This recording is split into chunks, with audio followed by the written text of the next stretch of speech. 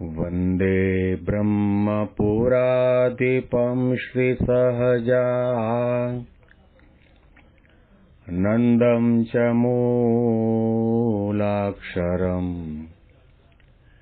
श्रेयस्कारणसद्गुणैकनिलयम् श्रीप्रागजिह्वावत ब्रह्मोपासनधारकं गुरुहरिं यज्ञं तथा योगिनं प्रत्येवं प्रमुखं महन्तमनिशं श्रीजीस्वरूपं बुधा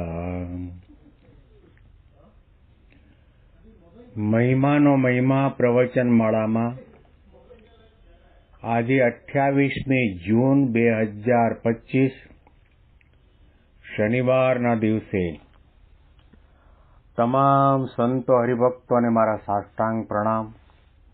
જય સ્વામિનારાયણ. હેપી વચનામૃત દ્વિશતાબ્દી મહોત્સવ.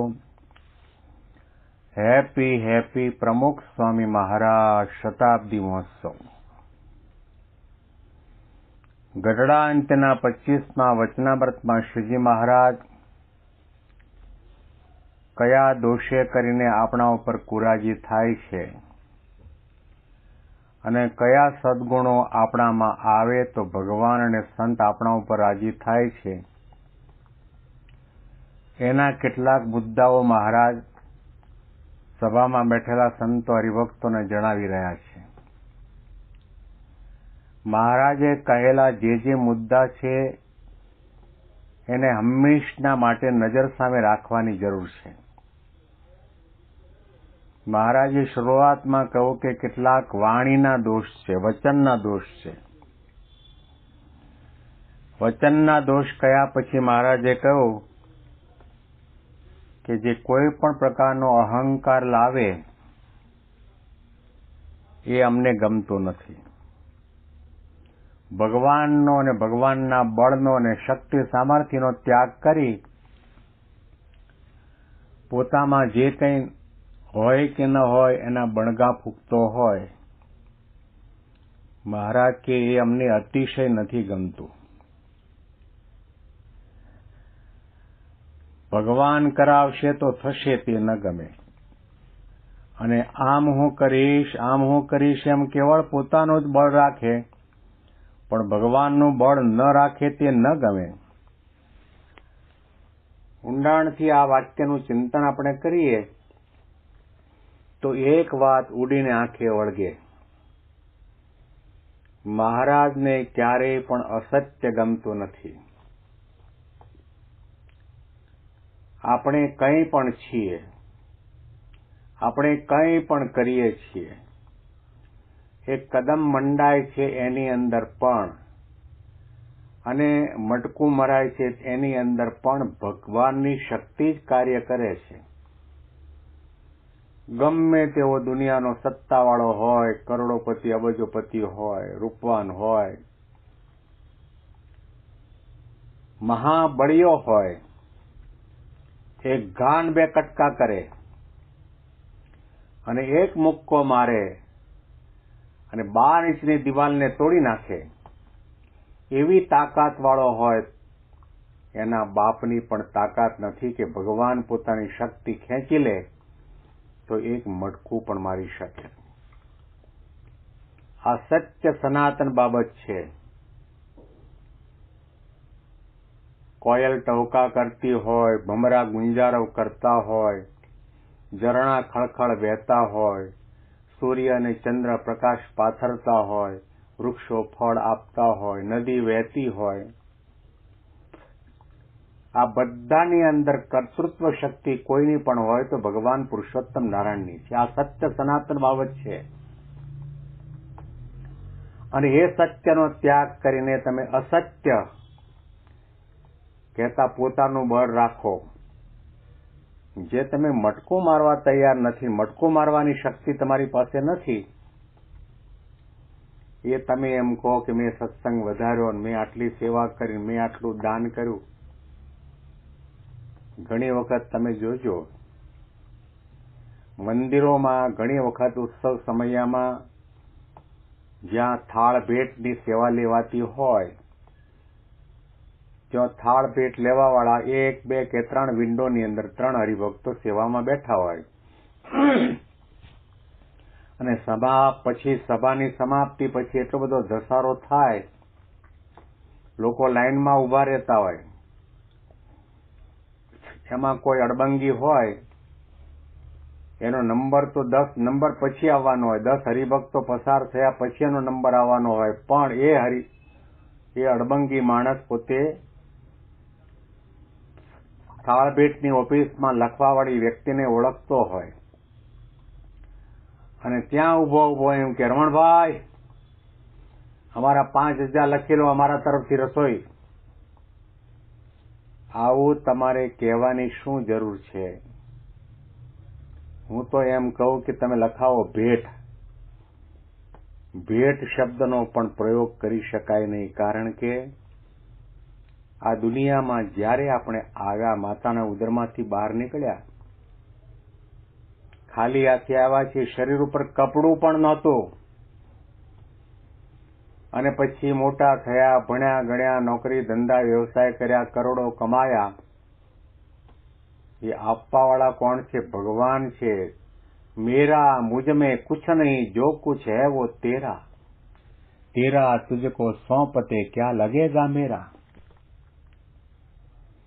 ધારો કે તમે મને 10,000 રૂપિયા હમણાં આપ્યા, આપણને બંનેને પરિચય છે, આપણે બંને સત્સંગી છીએ, અને પછી બીજે દિવસે રવિવારની સભાની અંદર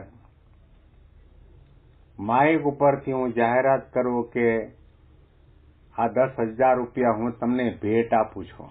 જેની પાસેથી લીધા હોય એના નામનો ઉલ્લેખ કરીને આપણે કહીએ, આ 10,000 તમને ભેટ આપું છું.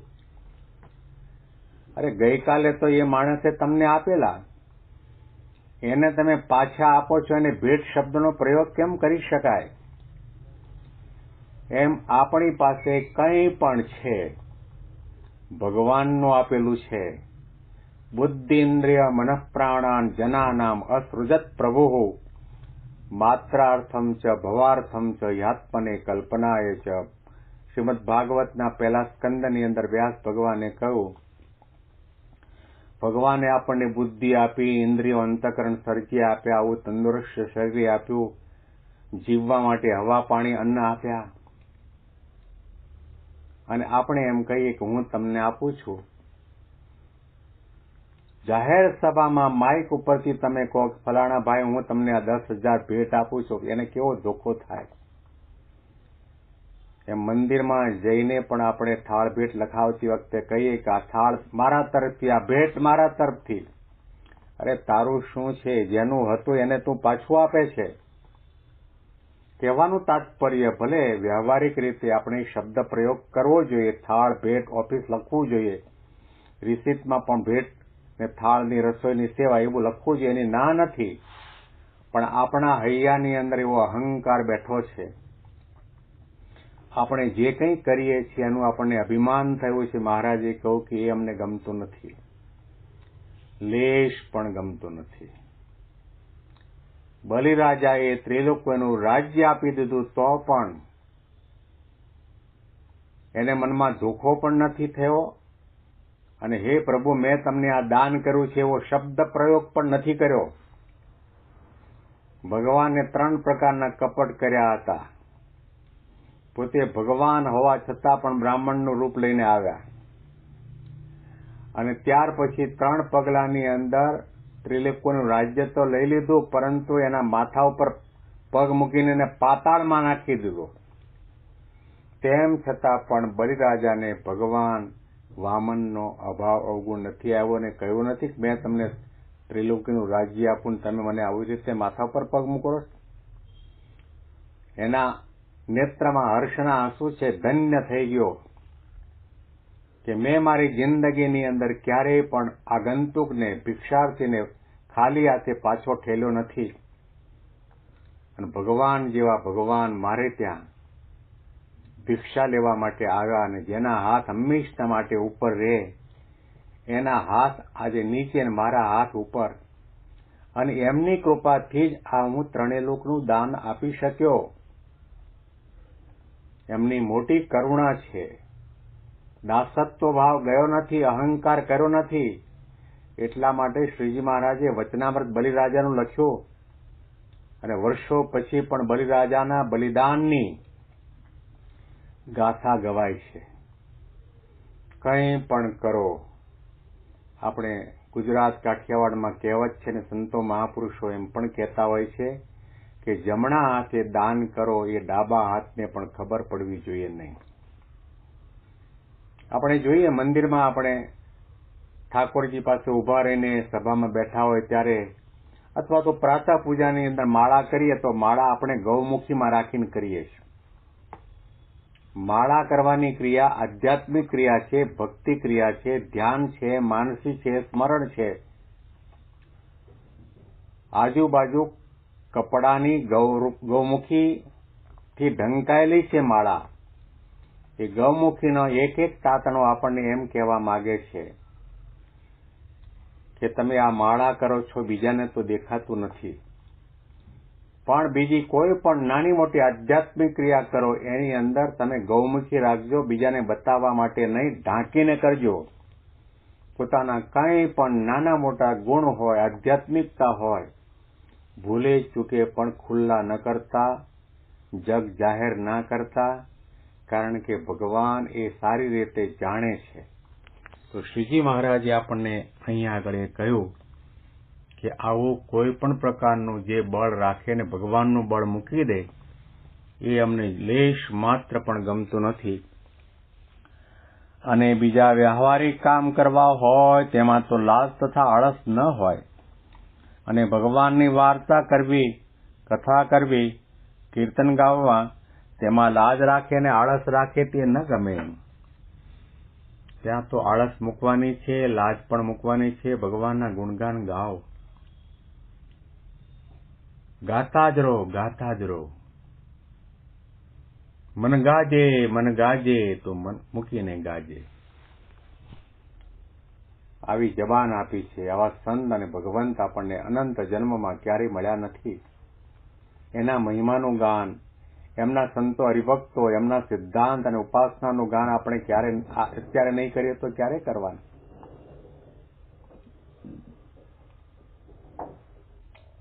વસંત ઋતુનો મધ્ય ભાગ આવે અને તે વખતે કોયલ ટહુકો ન કરે તો ક્યારે કરશે? 12 મહિનામાં વસંત ઋતુ એક વખત આવે. કોયલના માટે એક જ વખત વસંત ઋતુ આવે 12 મહિનામાં. આપણે તો જન્મ્યા જ્યારથી યોગી બાપાએ આ માથા ઉપર હાથ મૂક્યો, ધબ્બો માર્યો, વર્તમાન ધરાવ્યા, એના શરણમાં લીધા, ત્યારથી આપણે 24 કલાક 12 મહિના અને જીવનના છેલ્લા શ્વાસ સુધી વસંત છે. મહિમાના ટવકા નહીં કરીએ તો ક્યારે કરશું? જબાન આપી, જ્ઞાન આપ્યું, સમજણ આપી, સત્સંગ આપ્યો, એવી શક્તિ સામર્થ્ય આપી, અને એ ગુરુહરિએ આપણને ભણાવ્યા, ગણાવ્યા, મોટા કર્યા, અને આવું આપણને પ્લેટફોર્મ આપ્યું મહિમાનું ગાન કરવા માટે. મહંત સ્વામી મહારાજે એટલા માટે તો આજ્ઞા કરી કે આ મહિમા પ્રવચનમાળા જ્યાં સુધી ચાલે ત્યાં સુધી ચાલવા દો. મહિમાના ટવકા કરતા જ રહો. જે કોઈ આવે એને કથા વાર્તા કરો, મહિમાની વાત કરો, સિદ્ધાંતની વાત કરો, સંતોના નિયમ ધર્મની વાત કરો, આપણી સંસ્થાની પ્રવૃત્તિની વાત કરો, તો એને કરીને આપણો જીવ છે બ્રહ્મભાવને પામશે અને ભગવાન અને સંત આપણા ઉપર રાજી થશે. આના અનુસંધાનમાં વિશેષ વાતો આપણે આવતીકાલના પ્રવચનમાં સાંભળીશું. તમામ સંતો હરિભક્તોને મારા સાષ્ટાંગ પ્રણામ. જય સ્વામિનારાયણ.